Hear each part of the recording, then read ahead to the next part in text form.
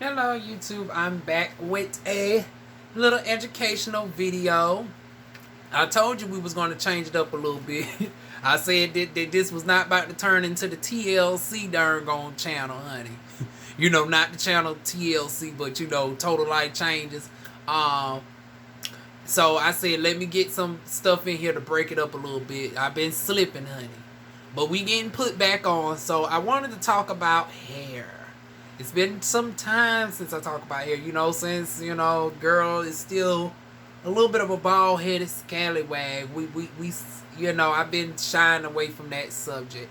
Although I do have to give an update real soon on the easy route. Y'all know I've been taking it now for 6 weeks without, using the Vitalize. So I got to give my updated results sometime this week. I think after I wash my hair, I go ahead and give those results, and then I start incorporating both into my regimen. But today's video is about blonde hair and relaxer. Yes, the ultimate taboo subject in cosmetology. Well, one of them. It's a rare thing. Most people don't ask for it, but every now and again, we will have somebody ask, can they get a relaxer if their hair is bleached, or vice versa? Can you, bleach your hair blonde, lift your hair blonde if you're a cosmetologist / beauty? But we know most black people say bleach, so we gonna roll with it. Don't y'all, that's just a disclaimer to my beauticians who watch me. I know the technical term is lifting, honey, but most people know it as bleach. So, can you bleach your hair to a blonde, especially if you're dark as me? And that's another conversation within itself. Double entendre. Dark and dark, because there's also a debate: can black people successfully pull off blonde? That's a conversation within itself. But right now, we're going to stick to the topic: can your hair? And once again, this is not no dye. I am a natural level 1. Rich's pitch black hair. Some people are not used to dealing with black hair. They used to dealing with a number 2, a number 3, and when I tell people that I'm a number 2, I mean a number 1, they don't believe it. They always think, oh, she's a number 2 or a number 3, and then I get in there. They was like, what type of hair dye you use? I was like, I don't got no dye. I don't got no black rinse on. This is me, honey. I got rich, cold black hair. It's a number 1. And then I'm the bitch that wanted back in the day to go to a level 9.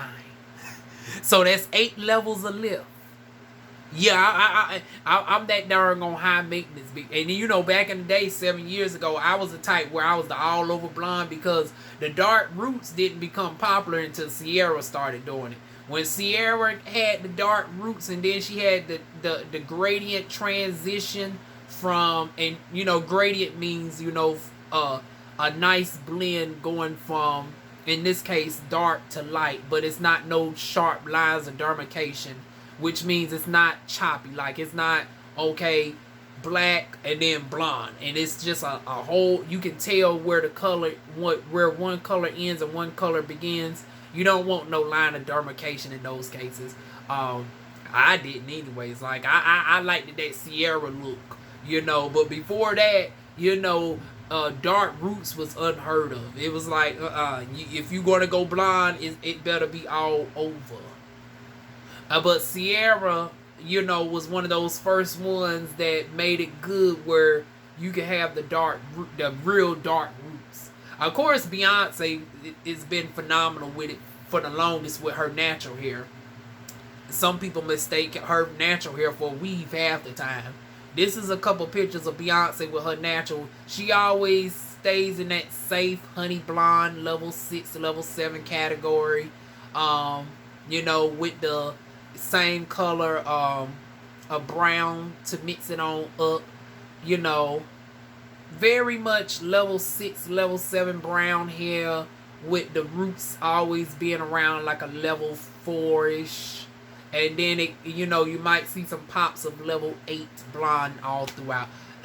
Very much multicolor, gives dimension. That's very good with big hair. You want to keep the the vibrancy and the colors, you know, get that dimension in there. You don't want it to be too one tone and flat. Sometimes people go for that one tone look and it just don't work out too well. But back to wanting to go blonde, especially with relaxer.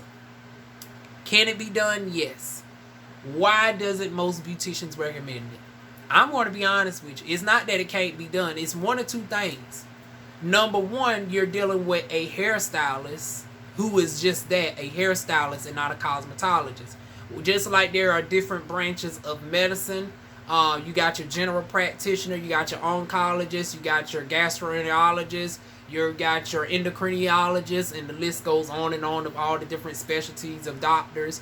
Yeah, same thing with cosmetologists. You got your, you know, your braid technicians, the ones who do all types of natural styles, you know, your twist outs, your Bantu knots, your Senegalese braids and all of that. Then you got the ones who specialize in the Dominican blowouts. Then you got the ones who only work with the dead clients, so they don't ever have to worry about their clients talking back, because their clients are already resting peacefully under the client. You have to worry about the family members, but you ain't got to worry about the client complaining, honey. Don't have to worry about the client being tender-headed or anything, honey. Client resting on up and yonder or down under, depending on how they live their life, honey. All my life, da, da, da, da. Okay, moving on. But anyways, yes, you got, and then you got your colorists. Not all cosmetologists are colorists. When you go to beauty school, you learn the bare minimal, and then once you get out of beauty school, really beauty school just teaches you how to prep for the state board. That's it, and you learn the basics. You really don't really learn until after you leave beauty school. And all my beauticians can darn gonna back me up on this. That's when the true learning begins, once you leave the doors. Once again, when you go to beauty school, whether it be Paul Mitchell, Aveda, Bellamont, you know, your local community college, or if you started real early, like, you know, Glam Fam, honey. I can't think of his name right now, but I leave it down below. He's one of my favorite beauticians. Him and Guy Tang. But he started when he was in high school. Been doing it for over 20 some years. He's now about 38, 39. So regardless of where you started from, honey, they just pretty much teach you sanitation, all of that, basic cuts and styles, what you know, your first aid and all that, all the stuff that they're going to mark you for state board. They're going to see if you know the bare minimum. That's it. You really don't get into it until after you leave. Now back to my regular, you know, folks. Yes, you can. But not everybody are colorists. Once you leave beauty school, some people do not further their education beyond what they desire. Whether they just want to stick with braids, whether they just want to stick with blowouts. So if you got somebody that you going to and you know darn gone well they don't really do color like that, and I'm talking about high lift color, because there's a difference between using color with just developer and then having to use powder lightener, aka the bleach, honey. When you're somebody, and when you see that they only deal with like red colors and burgundies, honey, half the time you don't even have to lift up the color, depending on, like, if it's like a wine color, you don't got to use no powder lightener for that. What we drastically lighten the hair up for, if you know the color is at a level 2, you know, 2, 3, or 4. A rich, vibrant fire red is at a level 5. I never understood why people wanted to lift the hair all the way up to a blonde, and that's another thing, over lifting the hair to darn gonna put a darker color on. Now there are exceptions, like if you having to do a color correction on top of that, because you might have previous color, or you might have darn going you know, a black rinse on your hair. That's one thing. But if you're dealing with somebody with virgin hair, you should not have to bleach their hair to get up to a nice rich fire engine Sharon Osbourne Rihanna red. You can do that with a 40 volume developer. But once again, a lot of people don't realize that, because they learn the bare minimum in beauty school. So when you talking about something as complex as, because it is a complex procedure to lift black hair, blonde, and maintain the integrity of the hair without it falling out. I don't want y'all like Tammy Roman, where her shit looking fly like Storm for about 4 weeks, and then next thing you know, her shit's falling out in clumps. One or two things. You either got a darn on cosmetologist who's just really a hairstylist and don't really deal with color to that degree. And, they bleached your hair. They fried, dyed it, laid it to the side, and then didn't tell you about post-care, because a lot of us don't do our consultations. And you know what? I ain't just talking about pre-consultations, which is just as important as well. Y'all ain't doing the post-consultations. Because you ain't asking about the client's stress level, client's medical history, and all that. You just, okay, do you got any previous color? Have you hennaed your hair in such and such weeks? No henna, no previous color. Okay, come on in. And no. You also need to ask about the client's overall, strike up a conversation. If you don't want to ask them, my light done cut off, y'all. One downside about having this thing plugged into my laptop is, when my laptop goes to sleep mode, it shuts off my light automatically. So let me plug this in. But like I said, you just don't stop at asking a client. And this video is for both my cosmetologists and consumers who, for my folks who are wanting to be clients of beauticians who want to get their hair. So this is for both of y'all. So where was I? When they just stop at asking about if you got previous color on the hair, but they don't ask about the client's stress, or if they're on any type of because trans women, hormone treatments, guess what, that throws off the chemical balance of the hair, and guess what, that can affect your color. Your hormones being thrown off can affect the way that your hair receives color. It's not just about whether you have previous color on the hair or not. Another thing is, what else am I missing? We talked about stress levels. We talked about hormones. If you're on certain medications. Oh, a patch testing. Some of us beauticians are lazy. We're so happy to get a client in the chair. We ask about the previous color, and then half of your clients are gonna lie. So you do a strand test, just that you take a little strand to see how the hair is gonna react, and then you see that it's darn gonna turn a funky color on you. No, bitch done lie. I thought you said you didn't use no rinse. I'm seeing something on the oh, well, I did do something 6 months. Oh, really? Yeah, it's now telling within the color story, honey. Because your hair's starting to change into a khaki color. So once again, we do our strand test for the ones who are smart to do it. Some people go straight in with the bleach and, don't even do a strand test. But before you even do a strand test, you supposed to do a patch test. Now, you don't have to do it as, realistically, you don't have to do a whole 48 hours. Because if a person's going to have a negative reaction to the bleach, typically you're going to see it within 30 to 45 minutes. Now, if you're someone who is relatively booked up, now that you would want to get them probably in later on in the day or the next day. But for the most part, if they're going to have a reaction to the powder lightener, they're going to have a reaction within, usually 30 to 45 minutes. It's not going to be no 2-3 days down the road that they skin automatically start burning. If they're going to have some issues or allergies with anything in the product, typically that will be the time frame. Now, chemical peel clients, we tend to, I'm on the aesthetic side, we tend to work them up to a peel, and even then we want to do a test immediately prior. But you know, the maximum you should have to wait for a patch test is 24 hours at the maximum. You can do same day, 30, 45, but most people who are solidly booked, you know, you just have them come back the next day. So that's the patch test, which a lot of them are not doing. Then the hair strand test, not doing it. And then the post care. Now, like I said, the regular consultation, asking about the medical history, asking about your client's stress levels, asking about your client's, you know, medications and stuff like that.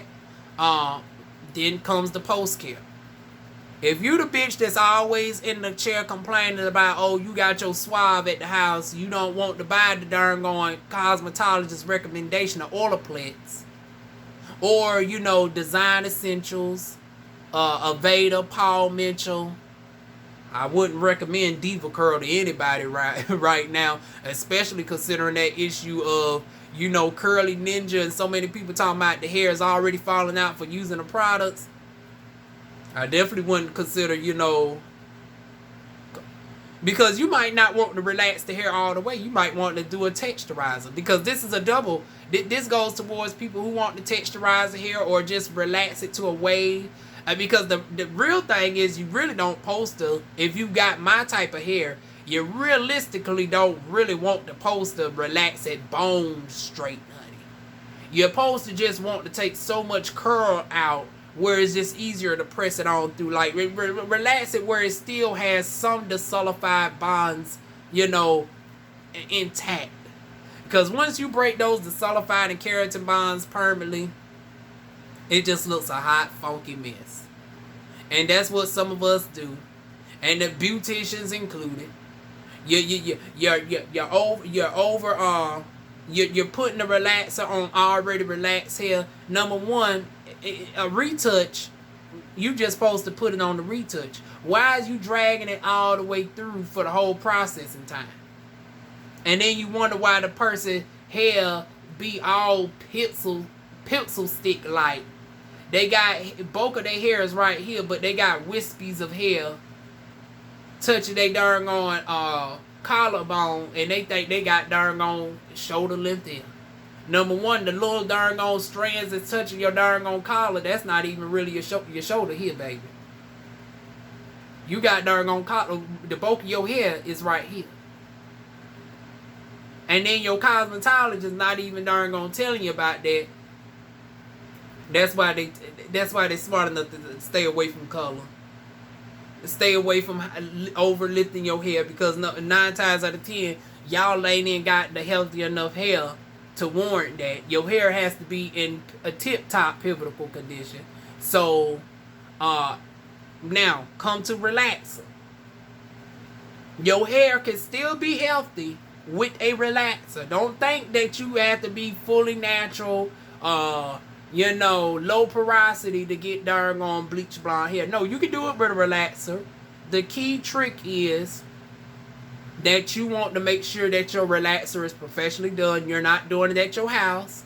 You're not using Dr. Miracles. You're not using ORS, formerly known as Organic Root Stimulator. Because what y'all do is, y'all darn gonna drag that relaxer all the way through. Or y'all think that y'all can leave the relaxer in your hair half the day. If the relaxer says leave it in for a half hour at the most, I'm wondering why you going out to Walmart with the Walmart bag on your head, and you been in Walmart for 45 minutes to a half hour, and you stay a half hour away. Some of y'all be having a relaxer in your hair half the day. Those are not the clients to darn gone bleach blonde. The client who is complaining about purchasing $30 Olaplex because you're thinking that, this little bottle for $30, oh no.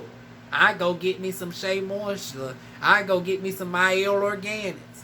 Not knowing that the Olaplex is heavily concentrated and is designed for people who have very compromised hair. Especially if you're talking about somebody who's going to have relaxed hair and blonde hair. So that little bottle, which can actually last you about 15, 20 uses, even if your hair is all the way down to here, because a little goes a long way. If you got somebody who's, complaining about, upsell, of $30 products that they actually need to maintain that result, those are not the people that you want to darn on lift up to a blonde for my cosmetologists who are watching this. So those are a few of the reasons why most cosmetologists stay away from that, because most of their clients either don't got the hair for it. They don't, the hair is darn on jacked up, whether they did it themselves or even worse, you did it to them. Oh, especially if you go into them damn Dominicans with that darn on Brazilian blowout, all that formaldehyde and all of that, and you darn on perpetually darn on just straighten the hell up out the hair. Just putting it on 450. Not everybody hair needs to be on 450.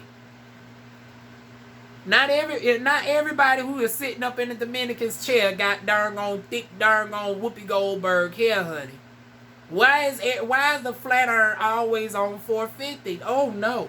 And then when you deal with color, you supposed to try to refrain from high heat. You supposed to lower that temperature all the way down within the reason. Well, it's like if your hair normally gets straight at 400 with bleach blonde hair, you supposed to lower that shit down to about around 360, 370 at the most. That's another thing. We don't tell our clients about this, and then when you darn on send them home to do their own natural, to do their own what they do best. They go to flat iron their hair, and then they wonder why the color's not lasting long. Because guess what? That icy blonde is not your natural darn on remaining pigment. That's another thing. To achieve platinum blonde hair to the results of what some people want, they don't realize that also has to, you have to have a color on top of that. You don't just lift the hair up to a level 9 and just leave it raw as it is. No, you got to darn gonna tone the hair, especially if you're going from jet black all the way up to a level 8, 9, 10. You're going to have so much warmth in the hair. Even if you get to a level 9, it's going to be Super Saiyan yellow. You got to tone it for it to look properly. And then, if you're dealing with somebody who's black, we also got to deal with possibly some dimension. Especially if you got them clients that don't like that you know damn well is not about to come in every 6 weeks for the touch-up. You might want to consider, doing a darkened root. That way, when they let their hair grow out 4 or 5 months, it goes off as a nice line of, it's a nice gradient. It blends in. It's not no sharp line of demarcation. But with those extra color services, it costs more money. Which, once again, a lot of people don't want to come off of. So it's like, you got the client with jacked up hair, the cosmetologist that don't know what they're doing, the client who has an underlying medical condition that doesn't, that would be a contraindication for them to have relaxer and blonde hair at the same time. Or, you got the cheap client, or you got the cosmetologist who succeeded in all the other steps, and then the client is healthy, but you didn't properly tell them about post care, and then they're still overusing the flat iron. They're still blow drying their hair on maximum high heat, and then you wonder why the hair is always dry. And once again, that also goes with if they didn't get the product as well. So that is why, most, beauticians shy away from, relaxing the hair and, lifting it up to a blonde at the same time. Which, when I say at the same time, I don't mean same day. That's another thing. I know somebody going to be like, well, no, you don't supposed to relax and bleach in the same day. Oh, I know that it's supposed to be 6 weeks apart. So for anybody who looks at the video all the way through, I said 6 weeks apart, but I'm talking about having blonde and relaxer at the same time, not doing the process in the same day. So that's another thing. You got to have enough patience. If you're naturally curly, and you want relaxed blonde hair, you got to, you know, do one of them first and then the other one 6 weeks after. It don't matter which one. It doesn't really matter the order. You can bleach it first. You can bleach it first. I wouldn't suggest really putting the color and stuff on until after the relaxer process. That's just me. I would preferably do the relaxer first, but you know, you can do either one first, but long as it's not preferably within 4 to 6 weeks of each other. And then if you're going to do the, you know, make sure that they're, you know, using their protein treatments, preferably at least once monthly. A professional protein treatment they come and see you for. Don't fuck with that darn on app. Now the Alpha G, I ain't hating on the Alpha G, but honey, that Alpha G, one wrong move, you might snap your hair off. But yeah, that is it, y'all.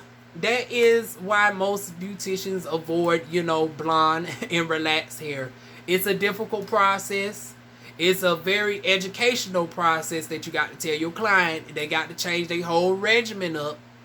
Also, if they want to be an all-over blonde client, they got to be willing to come in for the upkeep every 6 weeks.